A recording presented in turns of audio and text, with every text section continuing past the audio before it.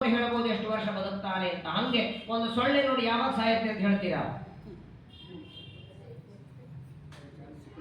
ಈಗ ಸಾಯಬಹುದು, ಇನ್ನೊಂದು ಕ್ಷಣಕ್ಕೆ ನೀವೇ ಮಾರ್ಕೆಟ್ ಅಂತಂದು ಹಚ್ಚಿದ್ರೆ ಒಂದು ಕ್ಷಣಕ್ಕೂ ಸಾಯಬಹುದು. ಅದು ವಿಚಿತ್ರ ನೋಡಿ.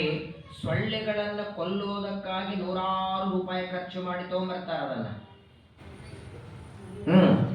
ಆದರೆ ಸೊಳ್ಳೆಗಳಿಗೆ ಆಹಾರ ಯಾವುದು? ಹಾಗಾದ್ರೆ ನಿಮ್ದೇ ರಕ್ತ ಕೊಟ್ಟು ಕುಡಿಸಿ ಬೆಳೆಸಿ ಪ್ರಪಂಚದೊಳಗೆ ದೊಡ್ಡ ಸಂಬಂಧ ಅಂದ್ರೆ ರಕ್ತ ಸಂಬಂಧ. ಸೊಳ್ಳೆಗಳೆಲ್ಲ ರಕ್ತ ಸಂಬಂಧಿಗಳು ನಮಗೆ. ಯಾಕಂದ್ರೆ ನಮ್ಮ ಶರೀರದಲ್ಲಿರುವ ರಕ್ತನೇ ಅಲ್ಲಿದೆ. ಇಲ್ಲಿ ಓ ಪಾಸಿಟಿವ್ ಇದ್ರೆ ಅಲ್ಲೂ ಓ ಪಾಸಿಟಿವ್ನೇ. ಏನ್ ದುರ್ದೈವ ನೋಡಿ, ರಕ್ತ ಸಂಬಂಧಿಗಳನ್ನ ಕೊಲ್ಲೋದು. ರಕ್ತ ಸಂಬಂಧಿಗಳು ಯಾರಾದ್ರೂ ಹೋದ್ರೆ ಸೂತಕ್ ಕೊಡ್ಬೇಕು ತಾನೆ, ಮತ್ತೆ ದಿನ ಸೂತಕದಲ್ಲಿ ಇರ್ಬೇಕು, ದಿನ ಸೊಳ್ಳೆ ಸಾಯ್ತಾವಲ್ಲ. ವಿಚಿತ್ರ ನೋಡಿ. ಇರುವೆಗಳಿಗೊಂದು ಆಹಾರ ಆದರೆ ಸೊಳ್ಳೆಗಳಿಗೊಂದು ಆಹಾರ. ಎಲ್ಲ ಪದಾರ್ಥ ಪ್ರಾಣಿಗಳಿಗೆ ಆಹಾರದ ವ್ಯವಸ್ಥೆ, ಜನ್ಮ ಮರಣ ಪ್ರತ್ಯೇಕವಾಗಿ ಭಗವಂತ ವ್ಯವಸ್ಥೆ ಮಾಡಿಬಿಟ್ಟಿದ್ದ.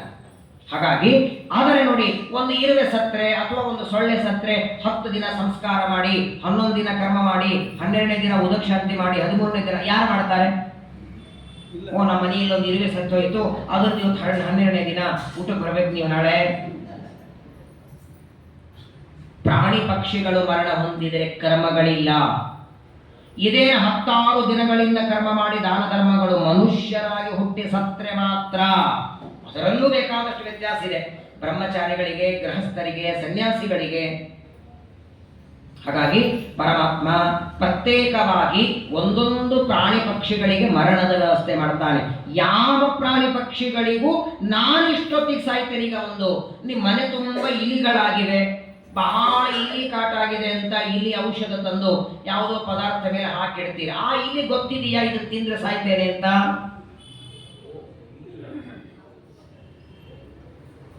ಪರಮಾತ್ಮ ಅದಕ್ಕೆ ತಿನ್ನುವ ಜ್ಞಾನ ಮಾತ್ರ ಕೊಟ್ಟ. ಆಹಾರ ಇದೆ, ತಿನ್ನಬೇಕು ಅಂತ ಜ್ಞಾನ ಕೊಟ್ಟ. ಇದರಿಂದ ಹಾನಿ ಇದೆ ನನಗೆ. ಯಾಕೆ ಮಾನವ ಜನ್ಮಕ್ಕಷ್ಟು ಪ್ರಾಶಸ್ತ್ಯ ಕೊಡ್ತಾರಂದ್ರೆ, ಕೆಟ್ಟದ್ದು ಇದರಿಂದ ತೊಂದರೆ ಇದೆ ಅನ್ನುವ ಜ್ಞಾನ ಮಾನವರ ಹೊರತಾಗಿ ಯಾರಿಗಿಲ್ಲ. ಇರುವೆಗಿಲ್ಲ, ಸೊಳ್ಳೆಗಿಲ್ಲ, ಹಂದೆಗಿಲ್ಲ, ನಾಯಿಗಿಲ್ಲ. ಹಾಗಾಗಿ ಪರಮಾತ್ಮ ಎಲ್ಲ ಜೀವರಾಶಿಗಳಿಗೆ ಅವರವರ ಯೋಗ್ಯತೆಗೆ ತಕ್ಕಂತೆ ಅವರಿಗೆ ಮರಣವನ್ನು ಕೊಡ್ತಾನೆ. ಮರಣ ಕಾಲದಲ್ಲಿ ಇದರ ಚಿಂತನ ಮಾಡಬೇಕಂತೆ, ಲಯ ಚಿಂತನ. ವಿಶೇಷವಾಗಿ ನೋಡಿ, ನೀವು ಅನೇಕ ಬಾರಿ ಟಿವಿಗಳಲ್ಲಿ ನೋಡಿರ್ತೀರಿ. ಯಾರಾದರೂ ಹೋದರೆ ಅವ್ರದೆಲ್ಲ 2 ದಿನ ಮಾಡ್ತಿರ್ತಾರಲ್ಲ ಟಿವಿಯಲ್ಲಿ, ಪಂಚಭೂತಗಳಲ್ಲಿ ಲೀನಾದರು. ಏನಿಂಗಂದ್ರೆ ಪಂಚಭೂತಗಳಲ್ಲಿ ಲೀನಾದರು ಅಂದ್ರೆ ಅರ್ಥ ಏನು? ಪೃಥ್ವಿ, ಅಪ, ತೇಜ, ವಾಯು, ಆಕಾಶ. ಒಂದು ಪದಾರ್ಥ, ಒಂದು ಮಣ್ಣಿನ ಮಡಿಕೆ ಮಾಡೋದಕ್ಕೆ ಮಣ್ಣು ಹೇಗೋ ಹಾಗೆ ಈ ಶರೀರ ರೆಡಿಯಾಗೋದಕ್ಕೆ ಪರಮಾತ್ಮ ಬಳಸಿಕೊಂಡದ್ದು ಪಂಚಭೂತಗಳು. ಹಾಗಾಗಿ ಶರೀರವನ್ನ ಭೌತಿಕ, ಪಾಂಚಭೌತಿಕ ಶರೀರ. ಇದರಲ್ಲಿ ಪೃಥ್ವಿಯ ಅಂಶ ಇದೆ, ನೀರಿನ ಅಂಶ ಇದೆ, ಬೆಂಕಿಯ ಅಂಶ ಇದೆ, ಗಾಳಿಯ ಅಂಶ ಇದೆ, ಕೊನೆಯದಾದ ಪೃಥ್ವಿ, ಅಪ, ತೇಜ, ವಾಯು, ಆಕಾಶ. ಮೊದಲನೇದು ಪೃಥ್ವಿ. ಪೃಥ್ವಿಯ ಅಂಶಗಳು ನಮ್ಮ ಶರೀರದಲ್ಲಿ. ಹಾಗಾಗೇನೆ ನಾವು ಬದುಕೋದಕ್ಕೆ 99% ಪೃಥ್ವಿಯ ಅವಶ್ಯಕತೆ. ಮನೆ ಕಟ್ಟೋದಕ್ಕಾಗಲಿ, ಆಹಾರ ಬೆಳೆಯೋದಕ್ಕಾಗಲಿ, ನದಿಗಳ ಹರಿಯೋದಕ್ಕಾಗಲಿ, ಓಡಾಡೋದಕ್ಕಾಗಲಿ, ಪ್ರತಿಯೊಂದಕ್ಕೂ ಆರಂಭದಿಂದ ಅಂತ್ಯದವರೆಗೆ ಮಣ್ಣಿನ ಅವಶ್ಯಕತೆ. ಎರಡನೇದು ನೀರು. ನಮ್ಮ ಶರೀರದೊಳಗೆ ಪಂಚಭೂತಗಳಲ್ಲಿ ಅಧಿಕ ಪ್ರಮಾಣದಲ್ಲಿರೋದು ನೀರು. ನೋಡಿ, ಊಟ ಮಾಡಿದ ಅನ್ನವೇ ಶರೀರದಲ್ಲಿ ರಕ್ತವಾಗತ್ತೆ. ಆ ರಕ್ತ ನೀರಿನಂತೆ ತಿಳಿಯಾಗಿ, ಹೌದಲ್ಲ?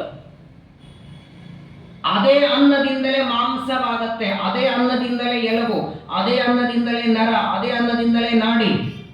ಹಾಗಾದ್ರೆ ಮಾಂಸ ಗಟ್ಟಿಯಾದಂತೆ ರಕ್ತನೂ ದೇವರು ಗಟ್ಟಿ ಮಾಡಿಬಿಟ್ಟ ಅಂದ್ರೆ ಏನು ದೇವರ ಕಾರುಣ್ಯ ನೋಡಿ. ಯಾವುದು ಹರಿವೆ, ಎಲ್ಲ ಕಡೆಗೆ ನರನಾಡಿಗಳಲ್ಲಿ ಹರಿಬೇಕಾದರೆ ಅದು ತಿಳಿಯಾಗಿರಬೇಕು. ತಲೆಯಿಂದ ಕಾಲಿನವರೆಗೆ ನಾಡಿಗಳಲ್ಲಿ ನರಗಳಲ್ಲಿ ರಕ್ತ ಸಂಚಾರ. ನೀವು ಕೈ ಹೀಗೆ ಮಾಡಿ ನೋಡ್ಕೊಳ್ಳಿ, ನಮ್ಮ ಕೈಯಲ್ಲಿ ಒಂದು ನರ ಅಲ್ಲಿ ರಕ್ತ ಸಂಚಾರ ನಡೀತಿರತ್ತೆ. ಅಕಸ್ಮಾತ್ ಆಗಿ ಬ್ಲಾಕ್ ಆದ್ರೆ ನಿಮ್ ಕೈ ಹೋಯ್ತು, ಕೆಲಸಕ್ಕಿಲ್ಲ. ಲಕ್ಷ ಲಕ್ಷ ನರಗಳನ್ನ ತಲೆಯಿಂದ ಕಾಲುವರೆಗೆ ಜೋಡಿಸಿಟ್ಟಿದ್ದಾನೆ. ಎಲ್ಲ ನರನಾಡಿಗಳಲ್ಲಿ ರಕ್ತ ಸಂಚಾರ ನಡೀತಾ ಇರತ್ತೆ. ನಾವೇನು ಸ್ವಿಚ್ ಹಾಕಲ್ಲ, ಫ್ಯಾನ್ ತಿರುಗೋದಕ್ಕೆ ಸ್ವಿಚ್ ಹಾಕ್ಬೇಕಲ್ಲ, ಹಂಗೆ ನಮ್ಮಲ್ಲಿ ರಕ್ತ ಸಂಚಾರಕ್ಕೇನೋ ಬಟನ್ ಇದೆಯಾ, ಸ್ವಿಚ್ ಇದೆಯಾ? ಯಾವಾಗ ಮಾಡ್ತಾನೆ, ಹೇಗೆ ಮಾಡ್ತಾನೆ? ತೇ ನಮ ಕೌಶಲಾಯ. ಪ್ರತಿಯೊಂದಕ್ಕೂ ವ್ಯವಸ್ಥೆ ಇದೆ. ರಕ್ತದಲ್ಲಿ ಸ್ವಲ್ಪ ಏನಾದರೂ ಕಲ್ಮಶ ಆದರೆ, ರಕ್ತ ಕೆಟ್ಟು ಹೋಗಿಬಿಟ್ರೆ ಅದರ ಲಕ್ಷಣಗಳು ಮುಖದಲ್ಲಿ ಕಾಣಲಿಕ್ಕೆ ಶುರುವಾದ. ವಿಚಿತ್ರವಾದ ವ್ಯಾಪಾರ. ರಕ್ತ, ಮಾಂಸ, ಮಜ್ಜ, ಅಸ್ಥಿ, ಮೇಧಸ್ಸು ಇದೆಲ್ಲವೂ ತಾಯಿ ಊಟ ಮಾಡಿದ ಅನ್ನದಿಂದ ರೆಡಿ ಮಾಡ್ತಾರೆ. ಅಷ್ಟು ಮಾತ್ರವಲ್ಲ, ಯಾವುದು ಎಷ್ಟು ಪ್ರಮಾಣದಲ್ಲಿ ನಮ್ಮ ಶರೀರದಲ್ಲಿ ಇರಬೇಕು. ಹೆಚ್ಚು ಆಗೋ ಹಾಗಿಲ್ಲ, ಕಮ್ಮಿ ಆಗೋ ಹಾಗಿಲ್ಲ. ನಮ್ಮ ಶರೀರದಲ್ಲಿ 4 ಬಾಟ್ಲಿ ರಕ್ತ ಇರಬೇಕು. ಅದರಲ್ಲಿ 2 ಚಮಚ ಹೆಚ್ಚಾದರೂ ಬ್ಲಡ್ ಪ್ರೆಷರ್ ಹೆಚ್ಚಾದರೆ ಭಯಾನಕ, ಕಡಿಮೆ ಆದರೆ ಇಲ್ಲ. ಏಕಾದಶಿ ಉಪವಾಸ ಮಾಡಿದರೆ 1 ಬಾಟ್ಲಿಯಷ್ಟು ರಕ್ತ ಸುಟ್ಟೋಗತ್ತಂತೆ. ವಾಸ್ತವಿಕವಾಗಿ ಏಕಾದಶಿ ಉಪವಾಸಕ್ಕೆ ಶಾಸ್ತ್ರ ಶ್ರೀಮದಾಚಾರ್ಯರಂತೂ ಬೇಕಾದಷ್ಟು ಪುಣ್ಯ ಹೇಳಿದ್ದಾರೆ. ವೈಜ್ಞಾನಿಕವಾಗಿ ಇವತ್ತಿನ ಡಾಕ್ಟರ್ಗಳು ಹೇಳೋದು 15 ದಿನಕ್ಕೆ 1 ದಿನ ಉಪವಾಸ ಮಾಡಬೇಕಂತ. ಯಾಕೆ? ಜಾಠರಾಗ್ನಿಗೆ ರೆಸ್ಟ್ ಕೊಡಬೇಕಂತ. ಪ್ರತಿನಿತ್ಯದಲ್ಲಿ ಊಟ ಮಾಡಿ ಮಾಡಿ ಮಾಡಿದ್ದನ್ನೆಲ್ಲ ಜೀರ್ಣ ಮಾಡುವ ಜಾಠರಾಗ್ನಿಗೆ 1 ದಿನ ರೆಸ್ಟ್ ಬೇಕು. ನಾನು ಮೊನ್ನೆನೂ ಹೇಳಿದೆ, ಇಷ್ಟು ಕೆಂಡದ ಮೇಲೆ ವೈಶ್ವದೇವ ಮಾಡ್ತಿರ್ತೀರಿ, ಇಷ್ಟು ಅನ್ನದ ಆಹುತಿಯನ್ನ ಕೆಂಡದ ಮೇಲೆ ಹಾಕಿದರೆ ಅದು ಹುತ ಆಗೋದಿಲ್ಲ. ಹಾಗಾದ್ರೆ ಕೆಂಡ ಉಜ್ವಲ ಆಗಬೇಕು, ಬೆಳಿಬೇಕು. ಹಂಗೆ ನಮ್ಮ ಜಾಠರಾಗ್ನಿ ಚಿಕ್ಕದು, ಅದರ ಮೇಲೆ ಇಷ್ಟು ಆಹಾರ ಹಾಕಿಬಿಟ್ರೆ ಅದು ಜೀರ್ಣ ಆಗಲ್ಲ. ಅದನ್ನೇ ಹೊಟ್ಟೆ ನೋವು ಅಂತ ನಾವೆಲ್ಲ ಒದ್ದಾಡ್ತೀವಲ್ವ ಹೆಚ್ಚು ಊಟ ಮಾಡಿದರೆ. ಹಾಗಾಗಿ ಜಾಠರಾಗ್ನಿಯಲ್ಲಿ ಇದ್ದು ಅನ್ನವನ್ನ ಪಚನೆ ಮಾಡುವ. ನೋಡಿ, ಹೊರಗಡೆ ಅಗ್ನಿಯಲ್ಲಿ ಅನ್ನ ಆಗುವಂತೆ ಮಾಡೋನು ದೇವರೇ. ಪಾತ್ರೆ ಇಡ್ತೀರಿ, ನೀರು ಹಾಕ್ತೀರಿ, ಅಕ್ಕಿ ಹಾಕ್ತೀರಿ, ಕೆಳಗೆ ಬೆಂಕಿ ಹಚ್ಚುತ್ತೀರಿ. ಆ ಬೆಂಕಿಯಿಂದ ಮೊದಲು ಪಾತ್ರೆ ಬಿಸಿಯಾಗತ್ತೆ, ಒಳಗಿದ್ದ ನೀರು ಬಿಸಿಯಾಗತ್ತೆ, ಅದರೊಳಗೆ ಅಕ್ಕಿ ಬಿಸಿಯಾಗಿ ಅನ್ನ ಆಗಬೇಕು. ಹೊರಗಡೆ ಅನ್ನ ಆಗೋದಕ್ಕೂ ಬೆಂಕಿ ಬೇಕು, ಅದೇ ಅನ್ನ ಉಂಡ ಮೇಲೆ ಜೀರ್ಣ ಆಗೋದಕ್ಕೂ ಒಳಗೆ ಬೆಂಕಿನೇ ಬೇಕು. 2 ಕಡೆಗೆ ಅಗ್ನಿನೇ. ಹೊರಗೊಂದಗ್ನಿ, ಒಳಗೊಂದಗ್ನಿ. ಒಳಗಿರುವ ಅಗ್ನಿಯನ್ನ ಜಾಠರಾಗ್ನಿ ಅಂತ ಕರೀತಾರೆ. ಹೀಗೆ 2 ರೂಪದಿಂದ ದೇವರಿದ್ದಾನೆ. ಪೃಥ್ವಿ, ಅಪ, ತೇಜ. 4ನೇದ್ದು ವಾಯು, ಗಾಳಿ. ಅದಿಲ್ಲದೇನಿಲ್ಲ. ಕಣ್ಣು ಚೆನ್ನಾಗಿದೆ, ಮೂಗು ಚೆನ್ನಾಗಿದೆ, ಕೈಕಾಲುಗಳು ಚೆನ್ನಾಗಿದೆ, ತಲೆ ಕೂದಲು ಎಲ್ಲ ಚೆನ್ನಾಗಿದೆ, ಉಸಿರಾಡ್ತಿಲ್ಲ ಅಷ್ಟೇ. ಅವರು ತಲೆಯಿಂದ ಕಾಲವರೆಗೆ ಎಲ್ಲಾ ಇಂದ್ರಿಯಗಳು ಗಟ್ಟಿ ಮುಟ್ಟಿವೆ, ಉಸಿರು ಆಡ್ತಾ ಇಲ್ಲ ಅಂದ್ರೆ ಅವರನ್ನು ಹೆಣ ಅಂತಾರೆ, ಬದುಕವಂತಾರ? ಹಾಗಾಗಿ ಗಾಳಿಯ ಸಂಚಾರ ವಾಯು, ಕೊನೆಯದಾದದ್ದು ಆಕಾಶ. ಹೀಗೆ ಪಂಚಭೂತಗಳಿಂದ ಶರೀರವನ್ನು ನಿರ್ಮಾಣ ಮಾಡ್ತಾನೆ. ಆ ಪಂಚಭೂತಗಳಲ್ಲಿ ಮತ್ತೆ ನಮ್ಮ ಶರೀರವನ್ನು ದೇವರು ಬೀಳೋ ಹಾಗೆ ಮಾಡ್ತಾನೆ. ಇದೆಲ್ಲ ಅಂತ್ಯಕಾಲದಲ್ಲಿ, ಮರಣಕಾಲದಲ್ಲಿ ಜ್ಞಾನಿಯಾದವನು ತಾನು ದೇಹ ಬಿಡುವಾಗ ಯಾವ ಯಾವ ಲೋಕಕ್ಕೆ ಹೋಗ್ತಾನೆ, ಆ ಎಲ್ಲ ಲೋಕಗಳ ಚಿಂತನ. ದೇವತೆಗಳೆಲ್ಲ ತಮಗಿಂತ ಉತ್ತಮರಲ್ಲಿ ಏನು ಲಯವನ್ನು ಹೊಂದುತ್ತಾರೆ, ಆ ಲಯ ಚಿಂತನ. ಇದು 2ನ್ನೂ ಜ್ಞಾನಿಗಳು ಮಾಡಬೇಕು ಅಂತ ಪರೀಕ್ಷಿತನಿಗೆ ಶುಕಾಚಾರ್ಯರು ತಿಳಿಸಿ ಮತ್ತೊಂದು ಪ್ರಶ್ನೆ ಕೇಳ್ತಾರೆ ಪರೀಕ್ಷಿತರು ಶುಕಾಚಾರ್ಯರಿಗೆ. ಒಬ್ಬ ವ್ಯಕ್ತಿ ಮರಣ ಹೊಂದಿದ ಮೇಲೆ ಅವನ 10-12ನೇ ದಿವಸಕ್ಕೆ ಮಕ್ಕಳು ದಾನ ಧರ್ಮಗಳೆಲ್ಲ ಮಾಡ್ತಾರೆ. 12ನೇ ದಿವಸಕ್ಕೆ ತಂಬಿಗೆ, ತಾಲಿ, ಪಂಚಪಾತ್ರೆ, ಹಾಸಿಗೆ, ಒಟ್ಟಾರೆ ನಮ್ಮಲ್ಲಿ ಪದದಾನಗಳು ಅಂತ 13 ದಾನ ಹೇಳಿದ್ದಾರೆ. 13 ದಾನಗಳನ್ನ ತಂದೆ ತಾಯಿಗಳ ಮರಣಾದ ಮೇಲೆ 12ನೇ ದಿನ ಮಕ್ಕಳು ಮಾಡ್ತಾರೆ. ಇದರ ನಿಯಮ ಏನು? ಈ ದಾನಗಳನ್ನ ತಂದೆ ತಾಯಿಗಳೇ ಮಾಡಬೇಕಾ ಅಥವಾ ಅವರು ಹೋದ ಮೇಲೆ ಮಕ್ಕಳು ಮಾಡಬೇಕಾ? ಇದೆಲ್ಲ ಗರುಡ ಪುರಾಣದಲ್ಲಿ ದೇವರು ವಿಸ್ತಾರವಾಗಿ ಹೇಳ್ತಾನೆ. ಯಾವುದೇ ದಾನ ಧರ್ಮಗಳು ತನ್ನ ಉದ್ಧಾರಕ್ಕಾಗಿ ತಾನೇ ತನ್ನ ಕೈಯಾರೆ ಮಾಡಬೇಕು. ಯಾರ ಮೇಲೆ ನಂಬಿಕೆ ಇಡೋ ಹಾಗಿಲ್ಲ. ಸ್ವಂತ ಮಗನೇ ಆಗಿರಲಿ ಸೊಸೆನೇ ಇರಲಿ, ಆ ಮಗ ಅಕಸ್ಮಾತ್ ಕೊಟ್ಟರೆ ಅದು ಬೋನಸ್ಸು. ನಾವು ಬದುಕಿರೋವರೆಗೆ, ದೇಹದಲ್ಲಿ ಶಕ್ತಿ ಇರೋವರೆಗೆ ಎಲ್ಲ ದಾನಗಳನ್ನ ಏಕಕಾಲಕ್ಕಾದ್ರೆ ಒಮ್ಮೆ ಮಾಡಿ, ಇಲ್ಲ ಅಂದ್ರೆ ಒಂದೊಂದು ಕಾಲದಲ್ಲಿ. ಅದಕ್ಕಾಗಿಯೇ ವೈಶಾಖ ಮಾಸದಲ್ಲಿ ಚಪ್ಪಲಿ ದಾನ ಕೊಡಿ, ಉದುಕುಂಭ ದಾನ ಮಾಡಿ, ಛತ್ರಿ ದಾನ ಮಾಡಿ, ಕಾರ್ತಿಕ ಮಾಸದಲ್ಲಿ ಕಂಬಳಿ ದಾನ ಮಾಡಿ. ಇದರಲ್ಲಿ ಯಾಕೆ ಬಂತು ಅಂದ್ರೆ ಮರಣ ಆದ ಮೇಲೆ 11, 12ನೇ ದಿವಸಕ್ಕೆ ಮಾಡೋದಲ್ಲಯ್ಯ, ಈಗ ಮಾಡು. ಯಾಕಂದ್ರೆ ದೇಹ ಬಿಟ್ಟ ಮೇಲೆ ಯಮಲೋಕದ ಮಾರ್ಗದಲ್ಲಿ ಹೋಗುವಾಗ ಇದೆಲ್ಲ ದಾನದ ಸಾಮಗ್ರಿಗಳು ಅಲ್ಲಿ ಉಪಯೋಗಕ್ಕೆ ಬರ್ತವೆ. ಯಮಲೋಕದ ಮಾರ್ಗದಲ್ಲಿ ಹೋಗುವಾಗ ಇವನಿಗೆ ತುಂಬಾ ಚಳಿ ಆಗತ್ತೆ, ಏನಾದರೂ ಹೊದ್ಕೊಳ್ಳಿ ಕೊಡಿ ಅಂತಾರೆ ಯಮದೂತರಿಗೆ. ಆಗ ಯಮದೂತರಂತಾರೆ, ನೀನು ಬದುಕಿದ್ದಾಗ ಯಾರಿಗಾರ ಕಂಬಳಿ ದಾನ ಮಾಡಿದ್ದೀಯಾ? ನೀನ್ ಮಾಡಿದ್ರೆ ನಿನಗಿವಾಗ ಕಂಬಳಿ ಕೊಡ್ತೇವೆ ಹೊದಿಯೋದಕ್ಕೆ. ಪ್ರಚಂಡವಾದ ಸೂರ್ಯನ ಬಿಸಿಲು ಕೆಂಪ ಕಾಯ್ದಿರ್ತದೆ, ಉಸುಕು. ಆ ಉಸುಕಿನ ಮೇಲೆ ನಡೆಸ್ಕೊಂಡು ಹೋಗ್ತಿರ್ತಾರೆ, ಕಾಲು ಸುಡ್ತಾ ಇರತ್ತೆ. ಅವ್ರು ಚಪ್ಪಲಿ ಹಾಕೊಂಡಿರ್ತಾರೆ ಯಮದೂತರು. ಇವನಿಗೆ ಬರೇಗಾಲಿಂದ ಬೈತಾರೆ, ಕಾಲು ಸುಡ್ತಾ ಇದೆ, ಏನಾದ್ರೂ ಕಾಲಿಗೆ ಚಪ್ಪಲಿ ಕೊಡಿ ಅಂದ್ರೆ, ನೀರು ಮಾಡಿದ್ದೇನಯ್ಯ ಚಪ್ಪಲಿ ದಾನ? ನೀರಡಿಕೆ ಆಗಿದೆ, ನೀರು ಕುಡಿ ಅಂದ್ರೆ ಉದುಕೊಂಬ ದಾನ ಮಾಡಿದ್ದೀಯಾ? ಏನೇನು ದಾನವನ್ನ ಇಲ್ಲಿ ಕೊಡ್ತಾನೆ ಆ ಎಲ್ಲ ದಾನದ ವಸ್ತುಗಳನ್ನ ಅಲ್ಲಿ ಅವನಿಗೆ ಉಪಯೋಗಕ್ಕೆ ಕೊಡ್ತಾರೆ. ಹಾಗಾಗಿ ಎಲ್ಲ ದಾನಗಳು ಸಾಯುವ ವ್ಯಕ್ತಿ ತನ್ನ ಕೈಯಾರೆ ತಾನೇ ಪದಾರ್ಥಗಳೆಲ್ಲ ಸಂಗ್ರಹ ಮಾಡಿ ಕೊಡಬೇಕಂತಿದೆ. ಇವಾಗೆಲ್ಲ ಕೊಟ್ರೆ ಆ ದಾನ ಕೊಟ್ಟು 1 ವಾರ ತಿಂಗಳಿಗೆ ಸತ್ರೆ ದಾನ ಕೊಟ್ಟದಕ್ಕೆ ಹೋದ ಅಂದ್ಬಿಡ್ತಾರೆ. ಇನ್ನೊಂದು ವರ್ಷ ಇರ್ತಿದ್ರೋ ಏನೋ ದಾನ ಕೊಟ್ಟದಕ್ಕೆ. ಅದೇ ಸಂಬಂಧ ಇಲ್ಲ. ಕಾಗೆ ಕೂತು ಟೊಂಗೆ ಮುರಿದ ಟೊಂಗೆ ಕಾಗೆ ಮುರಿದದ್ದಲ್ಲ, ಟೊಂಗೆ ಮೊದಲೇ ಮುರಿಲಿಕ್ಕಾಗಿತ್ತದು. ಹಾಗಾಗಿ ದಾನ ಧರ್ಮಗಳೆಲ್ಲ ಅಂತ್ಯಕಾಲದಲ್ಲಿ ತಾನೇ ತನ್ನ ಕೈಯಾರೆ ಮಾಡಬೇಕು. ಅದು ಇಲ್ಲ ಈ ವ್ಯಕ್ತಿ ಮಾಡಲ್ಲ ಅಂತ ಮಗ ಮಾಡಬೇಕು. ಆ ಮಗನಿಗೂ ಕೂಡ 10 ದಿನಗಳವರೆಗೆ ಸೂತಕ, 12ನೇ ದಿನ ಸಪಂಡೀಕರಣ, ಹಾಗಾಗಿ 13ನೇ ದಿವಸಕ್ಕೆ ಬಂತಟ್ಟೆ. ಮರಣ ಕಾಲದಲ್ಲಿ ಇದೆಲ್ಲವನ್ನ ಚಿಂತನೆ ಮಾಡ್ತಾ ವಿಶೇಷವಾಗಿ ಒಂದು ಮಾತಾಡ್ತಾರೆ ಶುಕಾಚಾರ್ಯರು. ನೋಡು ಪರೀಕ್ಷಿತ, ಅತೀ ಸಣ್ಣದ ಕೇವಲ ಊಟ ಮಾಡಿ ಬಿಸಾಕುವ ಒಂದು 5-10 ರೂಪಾಯಿ ಒಂದು ಎಲೆ ಹಿಡಿದ ವ್ಯಕ್ತಿಯನ್ನೇ 10 ಬಾರಿ ಕೊಂಡಾಡುತ್ತೇವೆ. ಅನಂತ ಉಪಕಾರ ಮಾಡಿದ ಭಗವಂತನ ಸ್ಮರಣೆ ಅಂತ್ಯಕಾಲದಲ್ಲಿ ಬರಬೇಕಂತಾರೆ. ಅದು ಬರಬೇಕಾದ್ರೆ ಸಂತತಂ ಚಿಂತನೇನಂತಂ ಅಂತಕಾಲೇ ವಿಶೇಷತಃ ಬರೋದಿಲ್ಲ. ನೋಡಿ ನೀವು, ಅಂತ್ಯಕಾಲ ಸಮೀಪಕ್ಕೆ ಬಂತು, ಹಾಸಿಗೆ ಒಂದು ಎಲ್ಲೋ ಹಾಸ್ಪಿಟಲಲ್ಲೇ ಇರ್ತಾನೆ, ಸಂಬಂಧವೇ ಇಲ್ಲ. ಅಕಸ್ಮಾತ್ತಾಗಿ ಮನೆಯಲ್ಲಿದ್ದ ಅಂದ್ರೆ ಪ್ರಜ್ಞೆ ಇರೋದಿಲ್ಲ, ತಿಳುವಳಿಕೆ ಇಲ್ಲ. ಪ್ರಜ್ಞೆ ಇದ್ರೂ ಕೂಡ ಮಾತಿರೋದಿಲ್ಲ. ಅಕಸ್ಮಾತ್ ಮಾತು ಆಡ್ತಿದ್ದ ಅಂದ್ರೆ ಅಂತ್ಯಕಾಲದಲ್ಲಿ ಇನ್ನೇನೋ ಮಾತಾಡ್ತಾನೆ, ಅಲ್ಲಿಷ್ಟಿದೆ ಇಲ್ಲಿಷ್ಟಿದೆ, ಆ ಬ್ಯಾಂಕಲ್ಲಿದೆ ಈ ಬ್ಯಾಂಕಲ್ಲಿದೆ ಅಂತಾರೆ ಹೊರತು ಹರಿನಾಮ ಸ್ಮರಣೆ ಅಂತ್ಯಕಾಲದಲ್ಲಿ ಬರೋದಿಲ್ಲ. ಅದರಲ್ಲೇನೋ ರಾಮ ಕೃಷ್ಣ ಅಚ್ಯುತ ಅನಂತ ಅನ್ಬಹುದು. ನೋಡಿ, ನಾಮಸ್ಮರಣೆ ಮಾಡೋದಕ್ಕೆ ಸಮಸ್ಯೆ ಇಲ್ಲ, ಅತಿ ಸರಳ. ಆ ನಾಮಸ್ಮರಣೆ ನಮ್ಮ ನಾಲಿಗೆಗೆ ಬರಬೇಕು ಅಂದ್ರೆ ಅದನ್ನು ದೇವರೇ ಕೊಡಬೇಕಂತೆ. ದೇವರ ನಾಮಸ್ಮರಣೆ ನಮ್ಮ ನಾಲಿಗೆಗೆ ಬರುವಂತೆ ದೇವರೇ ಕೊಡಬೇಕು. ಅವನ ಅನುಗ್ರಹ ಮಾಡಿದರೆ ಉಂಟು, ಇಲ್ಲ ಅಂದ್ರೆ ವ್ಯರ್ಥ ಹರಟೆ ಹೊಡಿತಾನೆ, ಇನ್ಯಾರ್ದೋ ಮಾತು ಹೇಳ್ತಾನೆ, ಚಾಡಿ ಹೇಳ್ತಾನೆ, ಪ್ರಾಣ ಹೋಗುತ್ತೆ.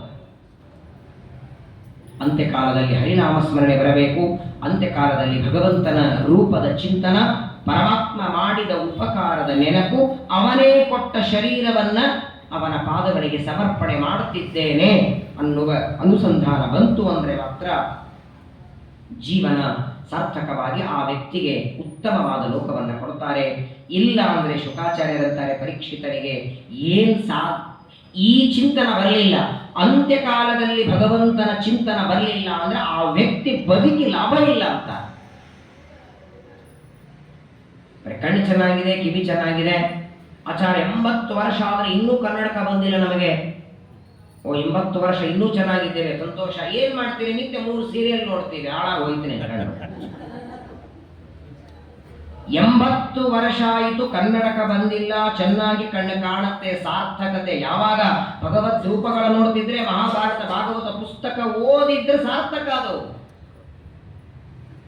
ಕಣ್ಣು ಚೆನ್ನಾಗಿದೆ, ಕಿವಿ ಚೆನ್ನಾಗಿದೆ, ಕಿವಿನೂ ತುಂಬಾ ಚೆನ್ನಾಗಿ ಅಲ್ಲಿ ಮಾತಾಡಿದ್ದು ಕೇಳಿಸ್ತದೆ. ಏನ್ ಕೇಳಿಸ್ತದೆ? ಇನ್ನೊಬ್ಬರ ಹರಟೆ ಚಾಡಿ ಭಾಗವತ್ ಪ್ರವಚನಕ್ಕೆ ಹೋಗಿಲ್ಲ, ಏನ್ ಮಾಡಿ ಕಿವಿ ತಗೊಂಡು ಬೈದು ಬಿಡ್ತಾರೆ.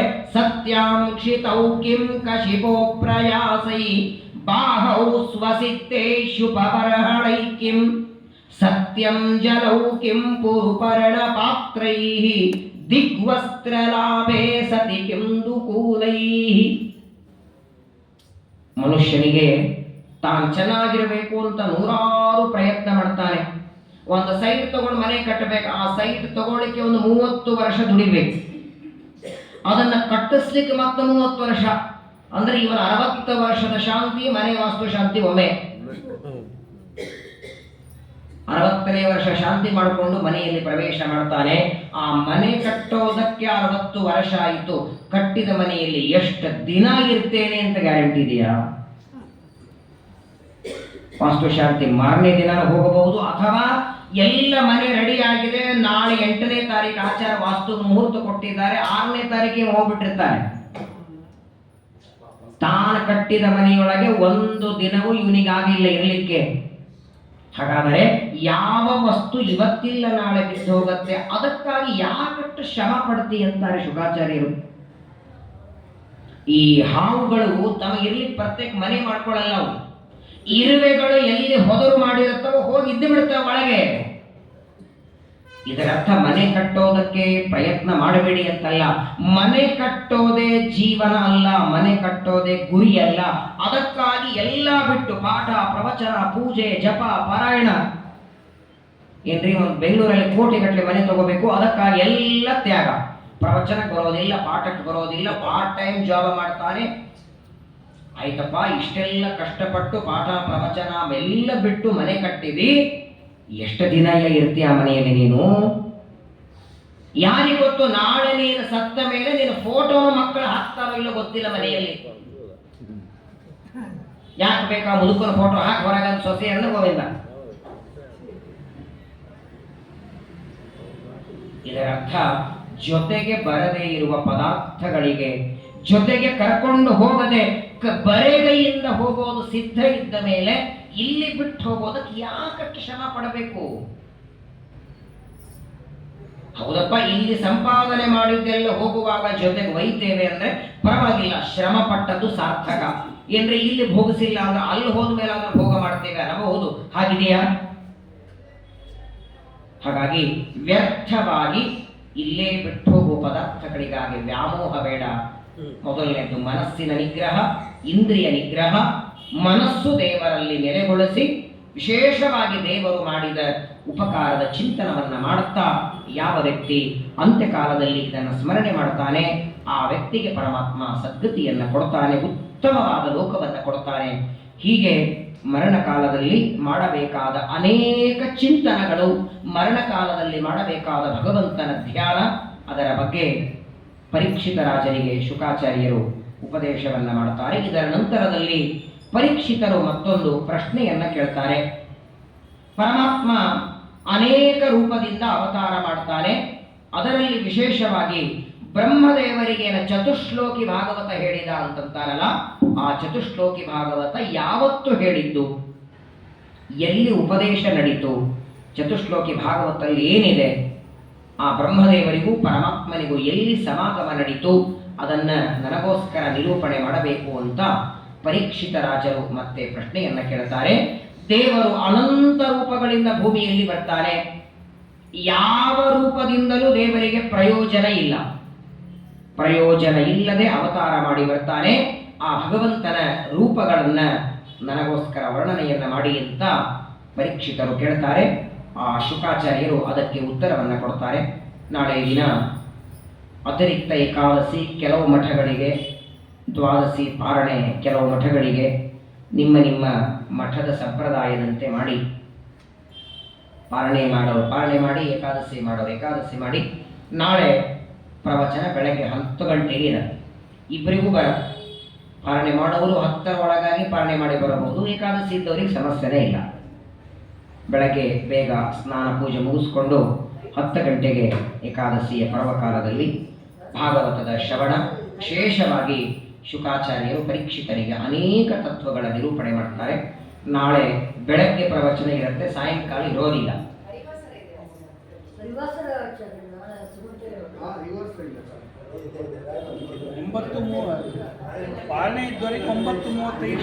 ಹರಿವಾಸರ ಇರೋದು ಇಲ್ಲದೆ ಇರೋದು ಇವತ್ತು ಎಷ್ಟು ಜನ ಬಂದೇ ಇಲ್ಲ. ಇವತ್ತು ಬೆಳಗ್ಗೆ 10 ಗಂಟೆಗೆ ಪ್ರವಚನ ಆಗಿತ್ತು, 3-4 ಜನ ಇದ್ರು. ಎಲ್ಲರಿಗೂ ಪ್ರವಚನಕ್ಕೆ ಬರದೇ ಇರೋ ಹರಿವಾಸರ ಇತ್ತು. ಹಾಗಾಗಿ ನಾಳೆ ಸಾಯಂಕಾಲ ಅಂತೂ ತುಂಬ ಕಷ್ಟ. ಯಾಕಂದರೆ 2ನೇ ಏಕಾದಶಿ ಸಾಯಂಕಾಲವರೆಗೆ ತುಂಬ ಆಯಾಸ ಆಗಿರುತ್ತೆ. ಇಲ್ಲ ಅಂತಾದರೆ ನಾಳೆ ಒಂದಿನ ಪ್ರವಚನವೇ ಬೇಡ ಅಂತ ಆಗಬೇಕು. 10 ಗಂಟೆಗೆ ಹರಿವಾಸರ ಮುಗಿಸ್ಕೊಂಡು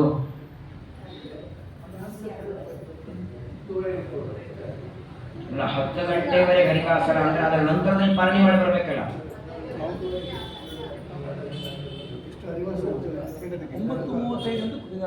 ಆಮೇಲೆ ನಾಡಿದ್ದು ಗುರುವಾರ ಮತ್ತು ಶುಕ್ರವಾರ 2 ದಿನ ಭಾಗವತ್ ಪ್ರವಚನ ಇರೋದಿಲ್ಲ. ಬೇರೆ ಆಚಾರ್ಯರನ್ನ ಕಳಿಸ್ತೇವೆ. ಅನಿವಾರ್ಯವಾಗಿ ನಾನು ಊರಲ್ಲಿ ಇರೋದಿಲ್ಲ, 2 ದಿನ ಮಾತ್ರ. ಮತ್ತೆ ಶನಿವಾರದಿಂದ ದ್ವಿತೀಯ ಸ್ಕಂದದ ಮುಂದುವರಿತದೆ. ಆದಷ್ಟು ನಮ್ಮ ಸರ್ವೋತ್ತಮ ಹೇಳಿದರೆ ಸ್ವಲ್ಪ ವೇಗ ಮುಂದೆ ಹೋಗೋಣ ಅಂತ. ಶೀಘ್ರದಲ್ಲಿ ಒಟ್ಟಾರೆ ಒಂದಂತೂ ಸತ್ಯ, ಮುಂದಿನ ಕಾರ್ತಿಕ ಮಾಸದಲ್ಲಿ ಮಂಗಳ 12 ಸ್ಕಂದದ. ಈ ಕಾರ್ತಿಕದಲ್ಲಿ ಶುರುವಾಗಿದೆ, ಮುಂದಿನ ಕಾರ್ತಿಕದಲ್ಲಿ ಮಂಗಳ ಆಗತ್ತೆ. ಹಾಗಾಗಿ ಪ್ರತಿ ಶ್ಲೋಕಗಳನ್ನು ಒಂದೊಂದು ಶ್ಲೋಕಗಳನ್ನು ವಿವರಣೆ ಮಾಡಿದ್ರೆ ತುಂಬ ಕಷ್ಟವೂ ಇದೆ. ಹಾಗಾಗಿ ಎಷ್ಟು ಪ್ರಧಾನವಾಗಿ ನಾವು ತಿಳಿಬೇಕೋ ಅಷ್ಟಷ್ಟು ವಿಷಯಗಳನ್ನು ಮುಂದಿನ ಎಲ್ಲ ಸ್ಕಂದಗಳಲ್ಲಿ ತಿಳಿಯುವ ಪ್ರಯತ್ನವನ್ನು ಮಾಡೋಣ. ಹಾಗಾದರೆ ನಾಳೆಗೆ 11 ಗಂಟೆಗೆ ಬರ್ತೀರಾ? ಇಲ್ಲೇ ಬಂದಿದ್ದೆ ಮಾಡಿ ಪಾಲನೆ ಮುಗಿಸ್ಕೊಂಡು.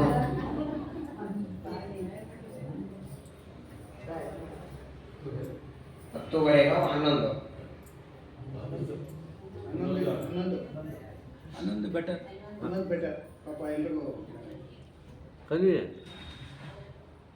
ಸರಿ. ಹಾಗಾದರೆ 11 ಗಂಟೆಗೆ ಪಾರಣೆ ಇದ್ದವರು ಪಾರ್ಟಿ ಮಾಡ್ಕೊಂಡು ಬನ್ನಿ, ಇಲ್ಲದೇ ಇದ್ದವರು ಪೂಜಾ ಮುಗಿಸ್ಕೊಂಡು 11 ಗಂಟೆಗೆ ಬನ್ನಿ. ಏಕಾದಶಿ ಪರ್ವಕಾಲ, ಅತಿರಿಕ್ತ ಏಕಾದಶಿ ಭಾಗವತದ ಶ್ರವಣವನ್ನು ಮಾಡೋಣ. ಸಾಯಂಕಾಲ ನಾಳೆ ಇರೋದಿಲ್ಲ, 2 ದಿನ ಪ್ರವಚನ ಇರುತ್ತೆ. ಬೇರೆಯೊಬ್ಬರ ಆಚಾರ ಬಂದು ಹೇಳ್ತಾರೆ. ಮತ್ತೆ